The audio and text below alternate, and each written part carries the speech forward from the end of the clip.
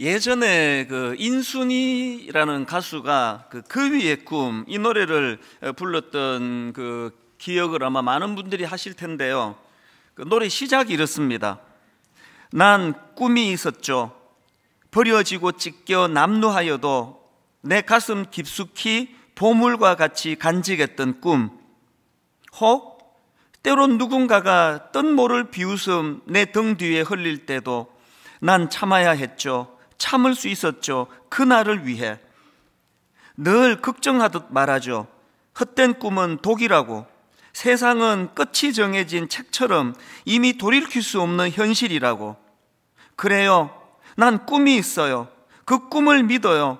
저 차갑게 서 있는 운명이란 벽 앞에 당당히 마주칠 수 있어요. 언젠가 나 그 벽을 넘고서 저 하늘을 높이 날 수 있어요. 이 노래가 많은 사람들에게 공감을 불러일으킨 것은 이 노래를 부른 이 인순이 씨의 상황이 그 노랫말하고 너무 흡사한 겁니다. 뭐 다 아시겠지만 인순이 씨는 한국인 어머니와 흑인 아버지 사이에서 태어난 혼혈 한국인 아닙니까? 뭐 지금은 많이 좋아졌지만 그 당시로는 이 혼혈인에 대한 사회적인 편견이 뭐 얼마나 심했습니까? 그러니까 그 어린 시절에 뭐 자라는 과정 자체가 상처 그 덩어리일 거라고 생각합니다. 게다가 홀어머니와 둘이서 살아가다가 보니까 경제적으로는 학교를 다닐 수 없을 만큼 그렇게 어려운 살림살이였다, 이렇게 알려져 있는 분인데요. 이 인순이 씨가 귀한 것이 이런 여러 가지 역경 속에서도 이 멋진 가수를 향한 꿈, 이 꿈 하나 때문에 그 모든 역경을 다 이겨내고 결국은 뭐 아주 실력 있는 가수로 그렇게 자리매김할 수 있었던 거, 이게 참 너무 귀한 모습 아니겠습니까? 그래서 이 그 위의 꿈, 이 노래는 뭐 그야말로 인순이의 꿈, 이렇게 제목을 바꾸어도 하나도 이상하지 않습니다. 제가 오늘 본문 말씀을 묵상하다가 이 노랫말이 생각난 이유가 있는데요. 오늘 우리가 다루게 될 이 겨자씨 비유가 바로 하나님께서 우리에게 주신, 이 땅을 살아가는 우리 모두에게 주신 하나님의 꿈이라는 사실입니다. 자, 본문 마가복음 4장 30절부터 보십시오. 또 이르시되 우리가 하나님의 나라를 어떻게 비교하며 또 무슨 비유로 나타낼까? 겨자씨 한 알과 같으니 땅에 심길 때에는 땅 위의 모든 씨보다 작은 것이로되 심긴 후에는 자라서 모든 풀보다 커지며 큰 가지를 내나니 공중의 새들이 그 그늘에 깃들일 만큼 되느니라. 뭐 비유의 말씀이라는 게 여러 각도로 조명이 되고 해석이 되고 또 은혜를 받을 수 있는 건데요. 지난주 어느 새벽에 제가 이 말씀을 묵상하다가 이게 울컥하면서 마음에 뜨거움이 밀려났던 어떤 지점이 있었는데, 이게 보니까 이 겨자씨 비유가 딱 이게 예수님 당신을 두고 하는 얘기 같은 겁니다. 뭐 지금이야 예수님의 존재 자체가 뭐 믿는 사람이든 안 믿는 사람이든 뭐 세계 4대 성인 이렇게 그 인정할 정도로 뭐 너무나 그 존재가 큰 그 거목이 되셨지만, 이 말씀이 선포되던 그 당시에 예수님은 뭐 글자 그대로 겨자씨예요, 겨자씨. 거대했던 로마 제국 입장에서 보면은 이 이스라엘이라는 나라 자체가 그 변방의 조그만한 그 속국 아닙니까? 그 조그만한 속국 중에서도 중심을 이루던 예루살렘이 아니라 또 변방에 있던 갈릴리라고 하는 보잘것없는 지역에서 활동하던 어느 청년, 어느 젊은이. 그래서 예수님께서 뭐 그 당시에 무슨 겨자씨처럼 작은 존재로 치부하던 그런 시대에 뭐 땅 끝까지 뭐 복음을 전해라, 세계를 향해 나아가라, 이런 것들이 전부 그 비웃음거리였던 것 같아요. 전부 과대망상증 환장가 지금. 그 이런 맥락으로 제가 이 겨자씨 비유를 묵상을 하니까 이게 우리 주님의 꿈이셨구나. 그리고 그 제자들을 향한 주님의 꿈을 전해주시는 거였구나. 그러니까 제 마음이 너무 벅차오르는 겁니다. 이런 맥락에서 보면은 이사야 60장 22절, 그 작은 자가 천을 이루겠고 그 약한 자가 강국을 이룰 것이라. 그 작은 자가 천을 이루겠고 그 약한 자가 강국을 이룰 것이라. 때가 되면 나 여호와가 속히 이루리라. 여러분, 이 말씀의 배경 아십니까? 지금 이 말씀이 나오던 그 시대적인 배경은요, 이제 겨우 비참한 포로 생활을 끝내고 그리고 고국으로 돌아와 보니까 성전은 무너져 자취를 감춰버린 상태고요, 온 사방이 다 폐허예요. 폐허. 비참하기 짝이 없는 그런 절망적인 상황임에도 불구하고 하나님께서는 뭐라고 말씀하십니까? 그 작은 자가 천을 이루겠고 그 약한 자가 강국을 이룰 것이라. 이게 하나님 나라의 원리라는 겁니다. 저는 뭐 소수에 불과하겠지만 어떤 그 후배 목사님을 보면 내 속이 터져요. 뭘 이루었다고 교만하냐고. 뭘 이루었다고. 아니, 하나님의 꿈은 저 멀리 계신데 그까짓 건 뭘 했다고 그 교만해가지고 주저앉아 곁눈질하고 있느냐는 겁니다. 하나님 나라의 원리는 겨자씨로 시작하는 거예요. 그리고 그 어떤 풀보다, 그 어떤 나무보다도 풍성한 가지를 이루는 그 꿈을 향해 나아가는 곳, 이 하나님 나라라는 겁니다. 이런 맥락에서 보면은 히브리서 11장 1절 3번 얘기입니다. 믿음은 바라는 것들의 확신이요, 믿음은 바라는 것들의 확신이요, 이루어진 거 아닙니다. 보이지 않는 것들의 증거입니다. 너무너무 내 마음이 벅찼던 것은 20대 초반에 여러 번 말씀드렸잖아요. 겨자씨만도 못한 존재였습니다. 영어를 잘할 줄을 압니까? 저를 그냥 후원해주는 든든한 아버지가 계시기를 했습니까? 그저 하는 일이라고는 랭귀지 스쿨 다니고 유태인 밑에서 변기 청소하고 눈 치우고 최저임금 받으면서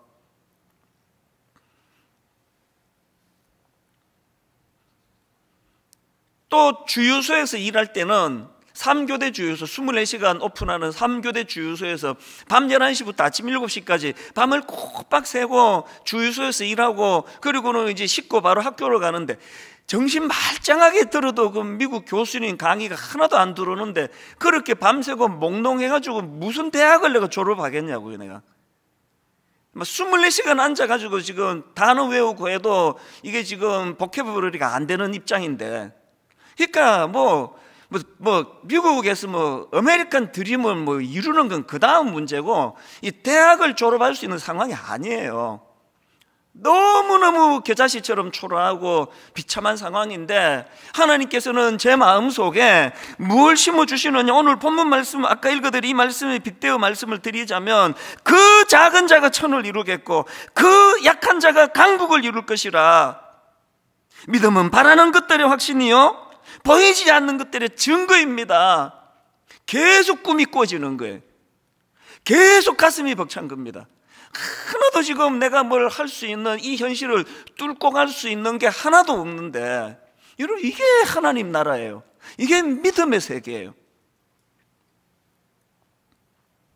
오늘 본문에 나오는 이 겨자씨 비유도 이런 맥락으로 읽어야 하는데요, 오늘 우리가 본문으로 삼은 이 본문 말씀은 크게 세 단락으로 나누어져 있습니다. 첫 번째 단락은 21절부터 25절까지 말씀인데요, 이 첫 번째 단락의 핵심을 한마디로 정리하면 이렇습니다. 하나님의 말씀을 좀 주의 깊게 들으라. 이 첫 번째 단락의 강조점입니다. 자, 21절 22절, 또 그들에게 이르시되 사람이 등불을 가져오는 것은 말 아래에나 평상 아래에 두려함이냐 등경 위에 두려함이 아니냐. 드러내려 하지 않고는 숨긴 것이 없고 나타내려 하지 않고는 감추인 것이 없느니라. 이 말씀의 핵심은요, 하나님의 나라의 비밀은 감추어 두는 데 목적이 있는 게 아니다. 가능한 한 널리 알리는 데 목적이 있다. 그 내용이고요. 그 다음 24절도 마찬가지입니다. 또 이르시되 너희가 무엇을 듣는가 스스로 삼가라. 너희의 헤아리는 그 헤아림으로 너희가 헤아림을 받을 것이며 더 받으리니. 이 말씀은 너희에게 무슨 말씀이 들려지든지 주의해서 들어야 한다. 이걸 강조하는 말씀이거든요. 그러니까 이 첫 번째 단락인 21절부터 25절에서 강조되는 말씀의 포인트는 이겁니다. 비밀을 얻고 못 얻고는 듣는 자의 태도에 달려있다. 그만큼 듣는 자의 책임이 크다. 이걸 지금 강조하는 말씀이 첫 번째 단락입니다. 그런가 하면은 이 두 번째 단락은 26절부터 29절까지인데요. 이 말씀의 포인트는 뭐냐? 하나님 나라는 하나님의 주권적 통치에 의해 이루어져 가는 것이다. 이걸 강조하는 포인트입니다. 자, 26절. 또 이르시되 하나님의 나라는 사람이 씨를 땅에 뿌린 것 같으니 그가 밤낮 자고 깨고 하는 중에 씨가 나서 자라되 어떻게 그리 되는지를 알지 못하느니라. 땅이 어떻게 해요? 스스로 열매를 맺되. 여기 보면은요, 이게 주님이 지금 과장법을 구사하시는 거 아닙니까? 농부가 하는 일은 씨 뿌리는 것 말고는 아무것도 없습니다.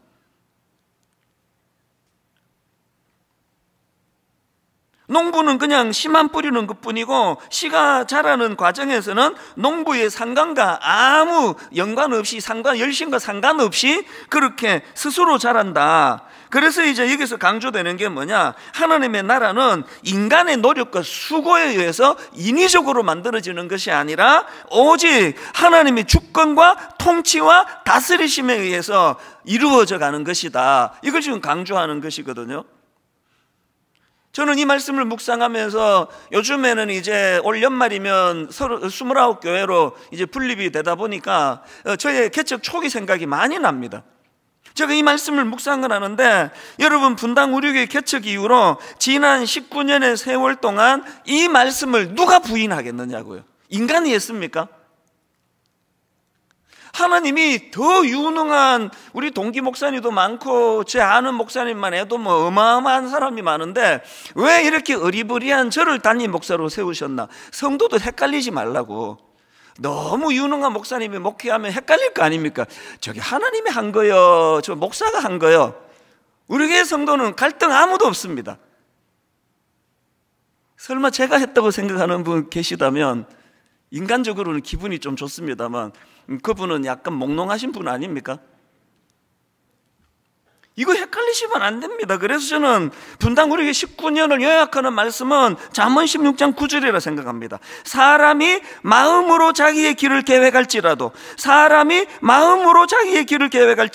그의 걸음을 인도하는 이는 여호와시니라. 이 30도 딱딱 숫자도 못 맞추는 게 인간의 계획이에요. 계속 30교회로 분립한다 그랬는데 분립하기 이틀 전에 일이 생기고 문제가 생기고 29밖에 안 되는 거. 그래서 내가 처음에는 이게 굉장히 힘들었습니다, 마음이. 아니 이게 30 이래 입에 착착 붙는데요, 이야기할 때마다 29교회 이러니까 우선 입에 붙지가 않아요. 그리고 또 이제 이 사람들이 생각할 때 이게 뭐 저 교회는 왜 끝자리가 29이야? 창립 29년 때 했나? 뭐 별의별 생각할 거 아니냐고요. 그래 처음에는 그게 저를 되게 힘들게 했습니다. 아니 왜 이틀 전에 이 29개로 이렇게 그냥 30이 이게 끝자리가 완전 수인데. 그러나 여러분, 인생은 해석이에요. 제가 이걸 어떻게 지금 은혜롭게 봤는지 아십니까? 30은요 인간이 생각한 인간의 숫자예요. 29은요 주님이 인준해 주신 숫자예요. 그래서 제가 이제 29 하면은 입에는 잘 안 붙지만 늘 생각해요. 하나님의 나라는 이찬수 목사 생각으로 되는 게 아니라 하나님의 인준하심, 하나님의 뜻대로 되는 것이다. 은혜가 좀 되십니까? 게다가 더 은혜스러운 거, 어떤 순장님이 저한테 말씀해 주셨어요. 이제 됐습니다. 29 플러스 1. 진정한 30 아닙니까? 분당 우리교회까지 포함해야죠. 뭘 강조하는지 아시겠죠? 하나님 나라는요, 그 농부가 물 주고 농부가 애쓰고 농부가 밤잠 안 자고 키워서 키워지는 게 아니라, 그래서 저는요 이 27절 말씀, 그가 밤낮 자고 깨고 하는 중에 씨가 나서 자라되, 그 다음 보세요. 어떻게 그리 되었는지를 알지 못하느니라. 우리 목회자들이 이 말씀 잊어버리면 큰일 납니다. 뭘 자꾸 물으면 뭐 내가 뭐 설교를 좀 하죠. 뭐 교회가 뭐 위치가 좋았죠. 뭐 교회에 보니까 뭐 이 주차장 자리가 좋네요. 그게 망할 소리예요. 무슨 하나님 나라를 그런 분석이 나오는 겁니까? 하나님 나라는요 어떻게 그리 되는지를 알지 못하느니라. 이 답이에요. 목사가 똑똑한 순서대로, 목사가 고학력의 순서대로 그렇게 교회가 성장할 것 같으면은 그게 무슨 교회입니까? 그게 회사고 뭐. 그 스티브 잡스가 목회를 해야죠. 그러면 하나님의 나라는요, 농부가 애써서 자라게 하는 게 아닙니다. 그래서 제 입에서, 여기 우리 순장님들 모든 중직자들 입에서 이 27절을 선포해야 됩니다. 그가 밤낮 자고 깨고 하는 중에 씨가 나서 자라되 어떻게 그리 되는지를 알지 못하느니라. 여러분의 가정이, 분당 우리 교회가, 이 땅의 수많은 교회가 하나님의 은혜 아래 이렇게 겸손하게 고백하게 되기를 원합니다. 그런가 하면 또 하나, 28절을 보십시오. 땅이 스스로 열매를 맺되 처음에는 싹시요, 다음에는 이삭이요, 그 다음에는 이삭의 충실한 곡식이라. 여러분, 여기에 순리가 보이세요? 순리가? 하나님 나라는 순리예요.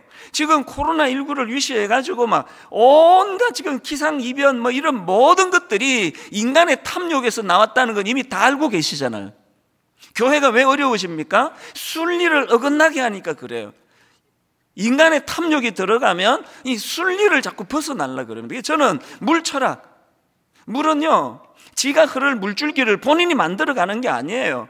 하나님이 만들어 놓으신 물줄기에 낮은 곳을 따라 그냥 흐르는 게 물 아닙니까? 저와 여러분 모두가 다 이 인간의 조급함을 버리고 아무리 급해도 처음에는, 또 다음에는, 또 그 다음에는 이 절차를 밟아가고 순리를 따라 욕심 없이 하나님의 뜻을 구현하는 그런 주님의 자녀들, 또 그런 가정, 또 그런 교회가 되시기를 바랍니다. 자, 오늘 본문의 구조는 이런 두 단계에 대한 설명이 있고 난 다음에, 그 다음에 이제 겨자씨 비유가 이제 선포가 되는데요. 제가 앞에서 설명해 드렸던 이 두 전제를 머리에 담으시고 이 겨자씨 비유를 다시 읽어보시면 느낌이 새로우실 겁니다. 자, 마가복음 4장 30절 32절까지 읽어드리겠습니다. 또 이르시되 우리가 하나님의 나라를 어떻게 비교하며 또 무슨 비유로 나타낼까? 겨자씨 한 알과 같으니 땅에 심길 때에는 땅 위의 모든 씨보다 작은 것이로되 심긴 후에는 자라서 모든 풀보다 커지며 큰 가지를 내나니 공중의 새들이 그 그늘에 깃들일 만큼 되느니라. 제가 오늘 이 겨자씨 비유의 말씀을 계속 읽으면서 압축해서 이 말씀에서 우리가 기억해야 될 두 가지 포인트를 함께 나누기를 원하는데요. 자, 여러분, 이 겨자씨 비유에서 기억해야 될 두 가지 포인트 중에 첫 번째가 뭐냐? 첫째는요, 이 32절에 나오는 말씀 그대로 인용했습니다. 심긴 후에는 자라서 모든 풀보다 커지며 큰 가지를 내나니. 자, 31절 32절 세 번역. 겨자씨와 같으니 그것은 땅에 심을 때에는 세상에 있는 어떤 씨보다도 더 작다. 그러나 심고 나면 자라서 어떤 풀보다 더 큰 가지들을 뻗어. 여기서 강조가 지금 뭐가 확 느껴지십니까? 지금 시작과 결과의 대조가 강조가 되어 있지 않습니까? 그래서 주님이 가장 작은 출발을 강조하기 위하여 겨자씨를 지금 설명하는 거 아닙니까? 시작과 결과의 대조, 이게 지금 강조점이라고 한다면 겨자씨와 같은 초라하기 짝이 없는 작은 시작과 그 어떤 나무보다도 더 큰 가지를 뻗는 풍성한 결과, 이 시작과 결과가 강조가 되고 이것을 이루시는 분이 하나님이시라는 것이 강조되는 거거든요. 앞에서도 말씀드렸듯이 지금 이 말씀이 선포되던 그 당시에 예수님과 그 제자들은 겨자씨만도 못한 존재로 그렇게 사람들에게 뭐 인정받지 못하던 그 상황 아닙니까? 그랬던 주님과 주님이 선포하셨던 그 하나님 나라가 2000년이 지난 지금 그 당시로는 상상을 할 수 없는 어마어마한 큰 나무가 되고 가지가 되고 그늘이 되어 쉼을 누리게 해주는 결과를 가져온 거 아닙니까? 사실 주님이 주시는 이 꿈은요, 이 신구약 전체를 어우러는 위대한 하나님의 꿈인데요, 이런 맥락에서 본다면 이 꿈은 구약에 나오는 믿음의 조상 아브라함부터 시작이 된 거 아니겠습니까? 여러분, 아브라함이 받은 약속의 말씀 아시죠? 창세기 22장 17, 18절. 내가 너에게 큰 복을 주고 너의 씨가 크게 번성하여 하늘의 별과 같고 바닷가의 모래와 같게 하리니 내 씨가 그 대적의 성문을 차지하리라. 또 내 씨로 말미암아 천하 만민이 복을 받으리니 이는 내가 나의 말을 준행하였음이니라 하셨다 하니라. 지금 아브라함이 이 약속의 말씀을 받을 때는요, 무슨 바닷가의 모래는 고사하고 뭐 하늘의 별은 고사하고 자식이 한 명도 없을 때예요. 불가능하다는 상황입니다. 그래서 그 부부가 웃고 넘긴 거 아닙니까? 사례도 웃고 아브라함도 웃고 하나님의 유머가 전 놀라우시다, 그렇게 넘긴 거 아닙니까? 그랬는데 여러분, 결국은 창세기 21장 5절을 보십시오. 아브라함이 그의 아들 이삭이 그에게 태어날 때에 백세라 사라가 이르되, 그 다음 보세요. 하나님이 나를 웃게 하시니 듣는 자가 다 나와 함께 웃으리로다. 맨 처음에 사라의 몸에서 아들이 태어나리라 했을 때 웃고 넘겼던 그 웃음은 비웃음이에요. 그 비웃음이 너무나 기쁘고 감사한 감격의 웃음으로 바뀌어지는 거, 겨자씨 비유 아닙니까? 제가 아까 20대 때 이야기 해드렸잖아요. 이거 뭐 쓰레기 치우고 변기 청소하고 눈 오면은 눈 치우고 3불 35전 그 당시 최저임금 받아가지고 생계도 안 되는데, 제가 그때 내 친구들 만날 때마다 나는 이제 30년 뒤에 한국에서 분당 우리 교회를 개척하고 어마어마한 사람들이 모여들고 이제 1만 소도 파서 운다는 꿈을 꾸고, 이 꿈을 가지고 가평 우리 마을을 사회에 환원하고 이러면요, 저 병원에 입원해야 돼요. 과대망상증이라고. 그래서 그런 말 일절 안 했습니다. 그러나 어떡합니까? 꿈이 꾸어지는 걸, 가슴이 터질 것 같은 걸, 마음이 너무너무 뜨거운 걸, 끊임없이 내 마음에서 이찬수, 너 여기서 무너지는 거 아니지? 네 인생이 이렇게 끝나는 거 아닌 거 알지? 네 아버지가 금식기도 하다가 돌아가셨는데 네가 이렇게 끝내겠냐고. 계속 하나님이 겨자씨 같은 내 인생에게 꿈으로 하루를 시작하고 꿈으로 하루를 마감하게 하는 이런 놀라운 일들이 일어난 거 아닙니까? 그리고 그 꿈이 제가 꾸었던 꿈보다 한 1000배, 10,000배 너무나 하나님이 영향력 있는 사람으로 키워가시는 것을 보니까, 아까 그 농부의 심정이 똑같아. 이게 난 내 인생인데 저는 제 인생이 너무 어리둥절해요. 이 내 인생인데도 너무 어리둥절하고요, 또 저의 60대, 저의 70대가 너무너무 기대가 된다고는 여러 번 말씀드리지 않았습니까? 이게 하나님 나라예요. 하나님께서 지금은 겨자씨처럼 작고 보잘것없는 우리들에게 그 인순이 씨가 노래로 불렀던 그 거위의 꿈, 절대로 날 수 없는 초라한 거위에 불과하지만 그 꿈을 향해 달려가기를 원한다면, 아까 그 노랫말은 그야말로 저는 복음성가라고 해도 틀리지 않다고 생각합니다.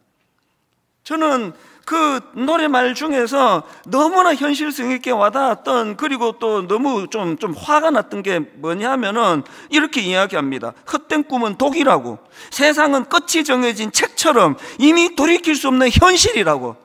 맨날 이 세상이 젊은이들에게 떠들어대는 소리 아닙니까? 운명이라는 게 있다고, 세상은 끝이 정해진 책처럼 돌이킬 수 없다고. 무슨 학교가, 무슨 사회가 이 다음 세대들의 꿈을 이런 식으로 짓밟아버리는 사회가 이게 정상입니까? 이게 저렇게 마음의 분노를 가지게 만드는 게 이 땅이라면, 이런 때일수록 교회가 정신을 차리고, 맞아, 네 생각이 옳아, 헛된 꿈은 독이 아니라고, 세상은 끝이 정해진 책처럼 돌이킬 수 없는 게 아니라 예수 그리스도의 십자가로 말미암아 그 모든 운명 같은 끝을 다 주님이 지워버렸다고. 교회가 이 기능을 빨리 되찾아야 된다고 저는 생각을 합니다. 이게 본문에서 기억해야 될 첫 번째 교훈이고요. 그런가 하면은 두 번째 교훈이 뭐냐? 32절 뒤에 있는 걸 그대로 인용했습니다. 그 그늘에 깃들일 만큼 되느니라. 그 그늘에 깃들일 만큼 되느니라. 32절.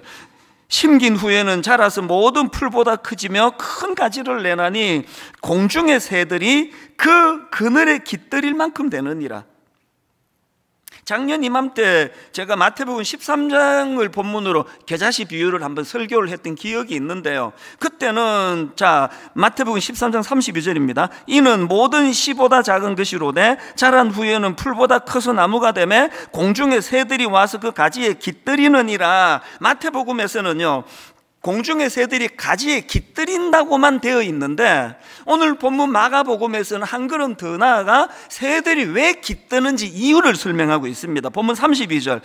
심긴 후에는 자라서 모든 풀보다 크지며 큰 가지를 내나니 공중의 새들이 그 그늘에 깃들일 만큼 되느니라. 새들이 그 하나님 나라 그 큰 나무에 왜 모여든다고요? 그늘이 있기 때문에. 그늘.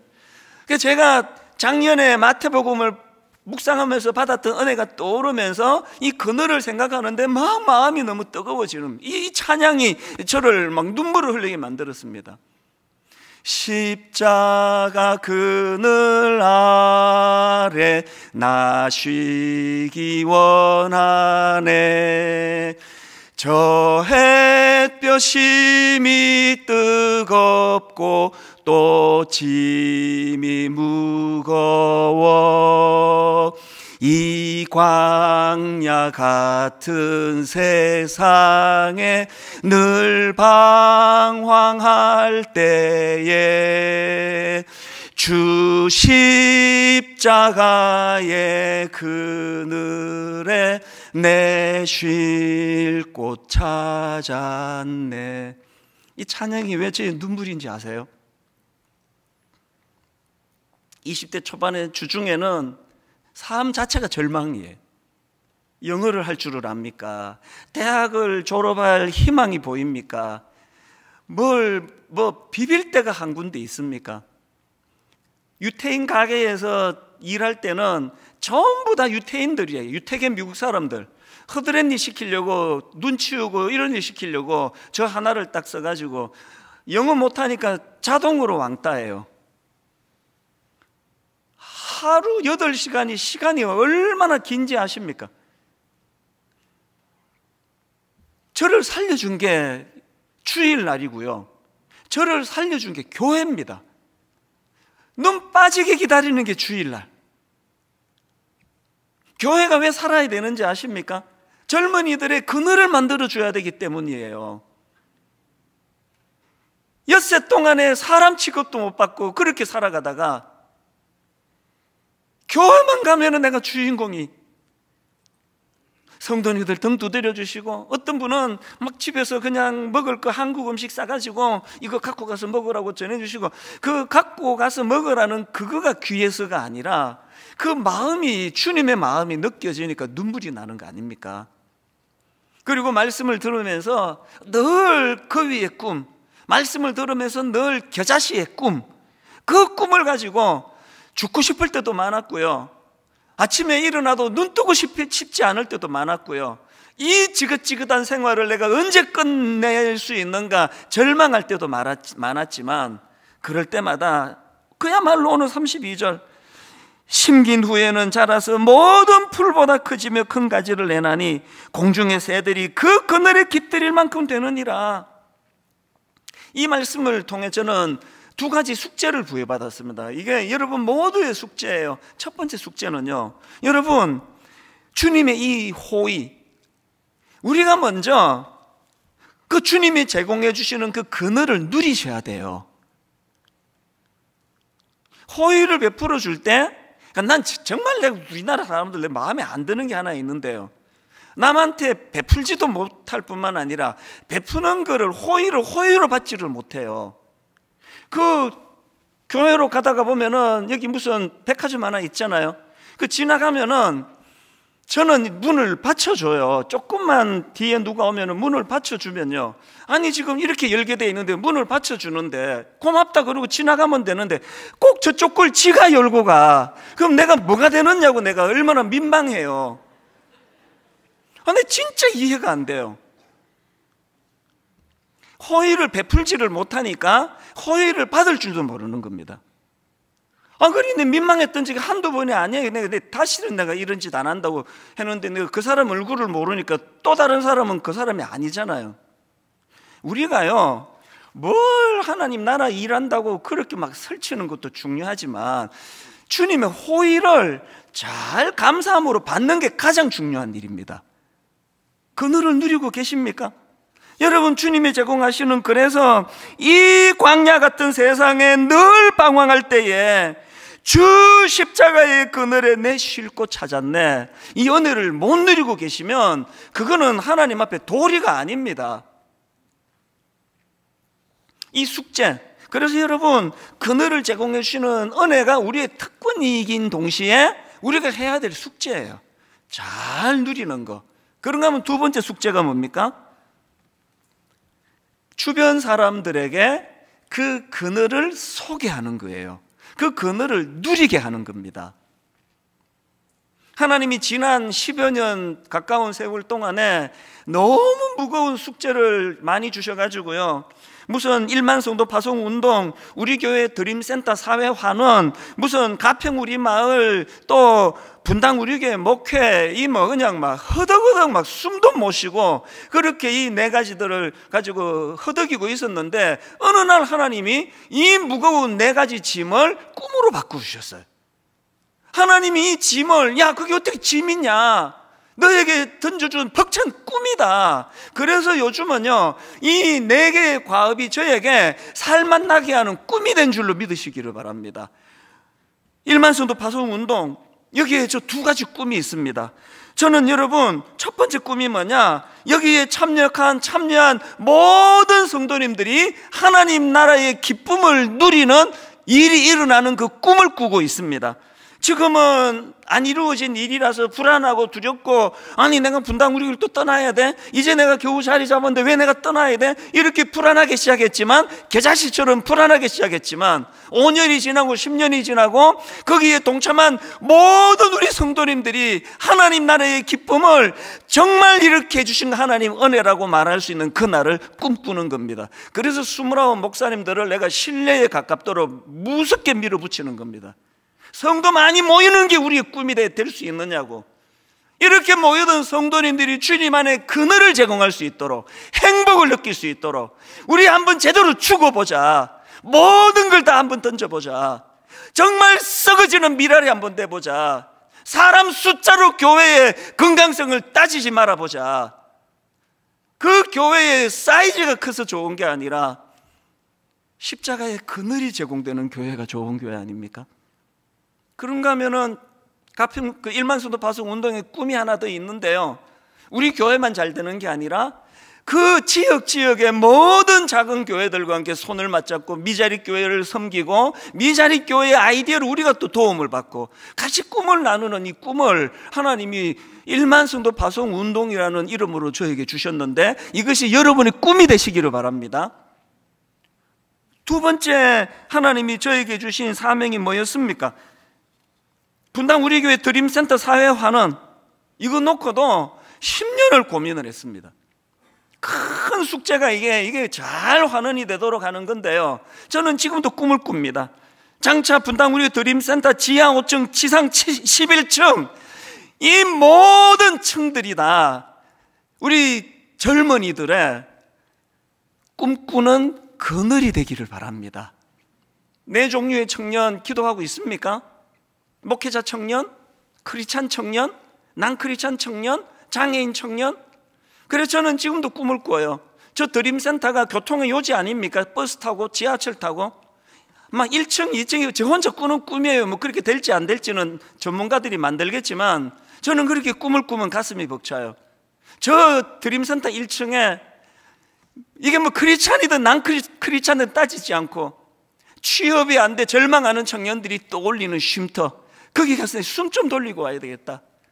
창업을 꿈꾸는데, 사회적 기업을 꿈꾸는데 어떻게 해야 될지 모르는 사람들에게, 청년들에게 정보를 제공해 주는 장소.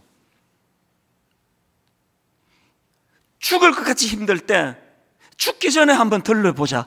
난 가평 우리 교회 드림센터가 그렇게 쓰이기를 바랍니다.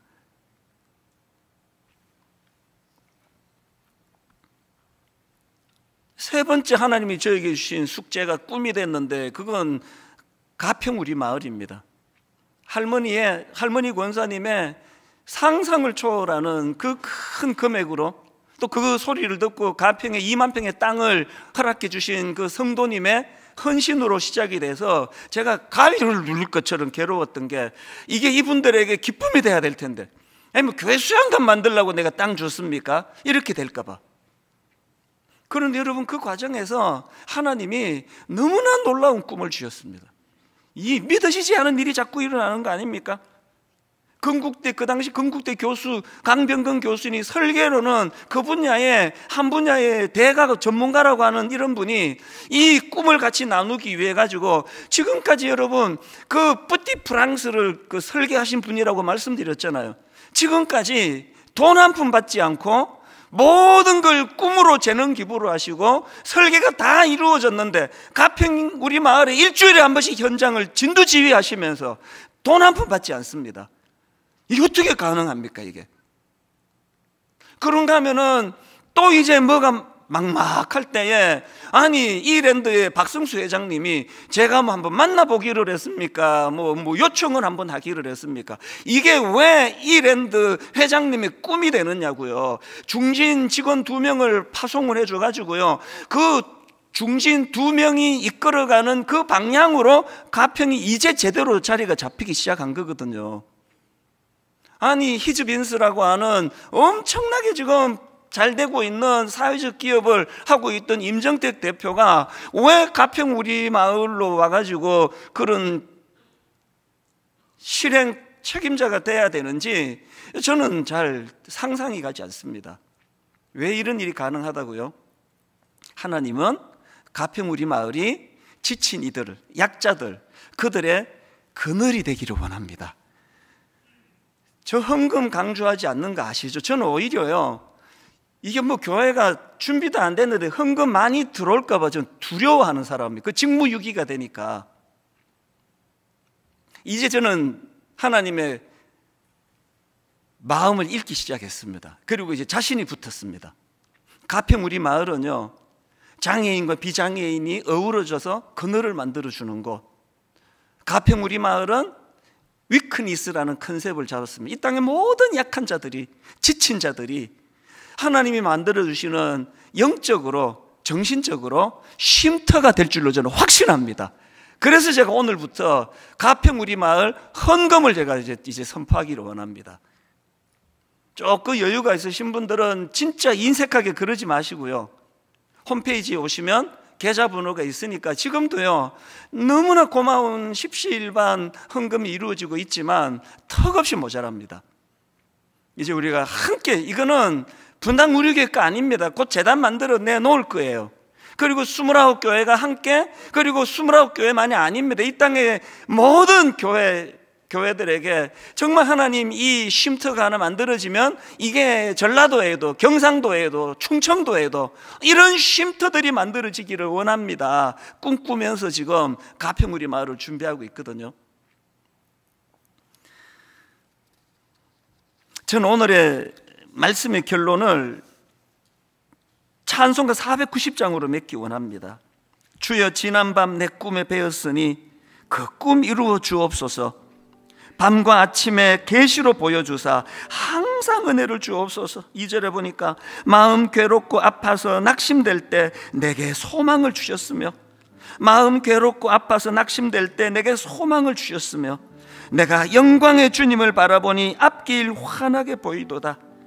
심긴 후에는 자라서 모든 풀보다 크지며 큰 가지를 내나니 공중의 새들이 그 그늘에 깃들일 만큼 되느니라. 우리 모두가 다 그 복음의 그늘, 하나님 나라의 그늘을 먼저 누리시고 그 그늘을 이웃에게 소개하고 그들도 그 그늘을 누리게 하는 하나님의 사명을 가진 자녀가 되시기를 주님 이름으로 축원합니다. 이 찬양 같이 한번 불러보기 원합니다. 주여 지난밤 내 꿈에 배었으니.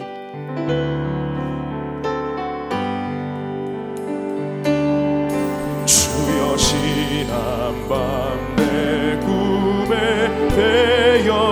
그 꿈 이루어 주옵소서. 밤과 아침에 계시로 보여주사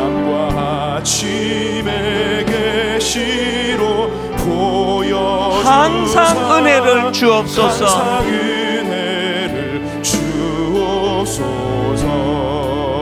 나의 놀라운 꿈 정녕 나 믿기는 장차 큰 은혜 받을 편이 나의 놀라운 꿈 정녕 이루어져 주님 얼굴을 배우리라. 우리 다시 찬양을 부를 때 한번 진짜 우리 마음에서 아버지, 저는 겨자씨 같은 존재입니다. 도대체 앞이 보이지 않습니다. 이찬수 목사가 20대 자기 얘기하는 거 들어보면 그게 그렇게 위로가 된다 그래요. 왜? 너무너무 그런 어려움에 빠져있는 분이 많으시니까요. 하나님, 그 농부가 안간힘을 써서 씨앗을 키우는 게 아니라 그 농부는 모른다 그러잖아요. 신비예요. 하나님 나라는 하나님의 주권이 드러나는 이 땅의 법칙이 통용되지 않는 신비입니다. 이 땅은 끊임없이 우리 자녀들을 향해 가지고 헛된 꿈은 독이라고, 세상은 끝이 정해진 책처럼 돌이킬 수 없다고, 헛꿈 꾸지 말라고 그렇게 우리를 주저앉히지만, 오늘도 십자가 지신 주님은 우리에게 그늘을 제공하시고 왜 저를 여러분 교회 담임 목사로 세워주셨겠냐고요. 평범하기 짝이 없는 저 사람을 통해서 평범하지 않은 하나님의 일하심이 어떻게 일어나는가를 좀 보라는 거 아닙니까? 이 찬양을 다시 부를 동안에 하나님, 말씀드렸죠? 하나님의 호의를 누리지 못하는 게 그게 죄예요. 그게 하나님의 호의를 누리기 원합니다. 하나님의 그늘을 눈물로 누리기를 원합니다. 그리고 이거를 몰라 그 뙤양볕 아래에서 목말라 갈증 느끼는 수많은 사람들에게 아버지 그늘을 제공하는 저희가 되기 원합니다. 눈물로 이 찬양 다시 한번 부를 때 성령님이 우리 안에 그 꿈을 회복시켜 주시기를 원합니다. 이렇게 찬양합니다. 주여, 지난밤 내 꿈에 배었으니, 주여, 지난밤 내 꿈에 배었으니 그 꿈 이루어 주옵소서. 밤과 아침에 계시로 보여주사 항상 은혜를 주옵소서. 떨리는 마음으로 선포하기 원합니다. 나의 놀라운 꿈 정녕 나 믿기는 장차 큰 은혜 받을 편이. 여러분 힘있게 선포하십시오. 나의 놀라운 꿈 정녕 이루어져 주님 얼굴을 배우리라. 마음 괴롭고 아파서 낙심될 때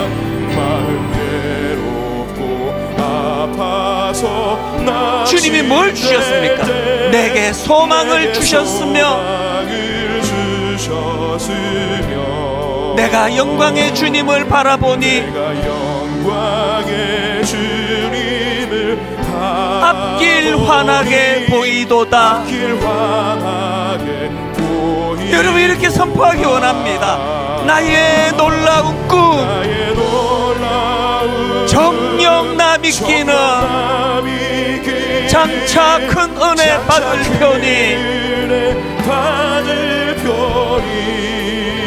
나의 놀라운 꿈 정녕 이루어져 주님 얼굴을 배우리라. 우리 다 자리에서 일어나 힘있게 선포합니다. 세상 풍조는 나날이 변하여도 나는 내 믿음 지키리니.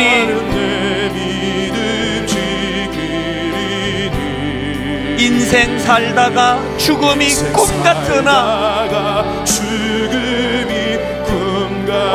오직 내 꿈은 참되리라.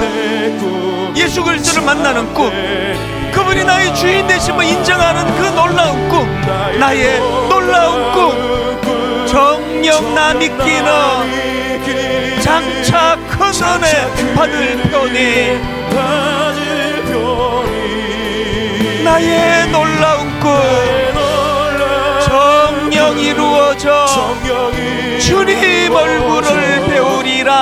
우리 후렴 한 번 더 찬양하고 기도하기 원합니다. 나의 놀라운 꿈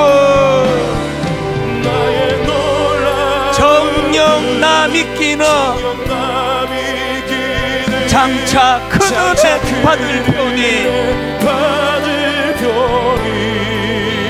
나의 놀라운 꿈 정녕 이루어져 주님 얼굴을 배우리라. 여러분, 겨자씨처럼 초라해서 약한 문제가 아니고요, 어마어마하게 나무로 착각해서 꿈을 잃어버린 그게 문제거든요. 뭘 좀 갖춘 것 같은데 그게 갖춘 게 아니거든요. 그게 하나님, 비록 겨자씨 같은 인생이지만 하나님이 주신 내 안에 꿈이 일어나기를 원합니다. 이대로 나는 주저앉지 않을 거라고, 이대로 나는 망하지 않을 거라고. 온 세상 사람들은 헛된 꿈은 독이라 그러는데, 세상은 끝이 정해진 책처럼 이미 돌아갈 수 없다 그러는데, 내 믿음이 그 모든 것들이 헛된 틀린 말이라는 걸 주님 증명해내도록 은혜 주시기 원합니다. 주신 말씀을 가지고, 각자에게 주신 말씀을 가지고 우리 통성으로 같이 기도하기 원합니다. 살아계신 하나님 아버지, 하나님의 은혜를 이 시간 감사하며 주님 앞에 기도를 드립니다. 하나님, 겨자씨처럼 초라한 인생이지만, 너무나 미미하고 보잘것없는 인생이지만, 그런 하나님 십자가 앞에 두고 아버지, 그 십자가 그늘 안에 내가 진정한 동무 되시는 그 주님께서 아버지, 그 그늘 안에 내가 먼저 누리기로 우리를 거두어 보살피고 계시기 때문에, 하나님, 그 어떤 풀보다도 그 어떤 나무보다도 큰, 그래서 하나님, 그늘을 이루어 새들이 그 그늘에 와 깃드는 하나님의 나라를 사모하오니 먼저 그 하나님 나라를 누리게 하여 주시옵소서. 우리의 이 부담이, 우리의 이 눈물이 아버지 하나님, 하나님 나라의 그 사명이 먼저 그 하나님 나라를 마음으로 기뻐 감사하며 주님의 호의를 안으로 받아 수용하기를 원합니다. 하나님, 인정하며 그 하나님의 특정하심을 따라 그 아버지 놀라운 하나님의 은혜를 누리고 그 그늘의 쉼으로 우리가 오늘도 저 대학교 안에 있는 수많은 세상 사람들을 하나님, 그들을 주님 이름으로 축복하기를 원합니다. 가평 우리 마을이 1만석으로 파송운동이 드림센터 사회 환원이 이 모든 우리의 작은 몸부림들이 하나님 나라에 겨자씨 씨앗 이유가 아버지 이루어져가는 그 통로로 주님 쓰임받도록 인도하여 주시옵소서. 하나님 아버지, 너무 뜨거운 떼약볕 아래 너무 많이 지쳐 있습니다. 갈증을 느낍니다. 하나님, 우리가 예수 믿는다고 하면서도 이미 주님이 십자가로 만들어 오신 그 큰 그늘을 호의로 받지 못하는 불신앙을 하나님 회개하기를 원합니다.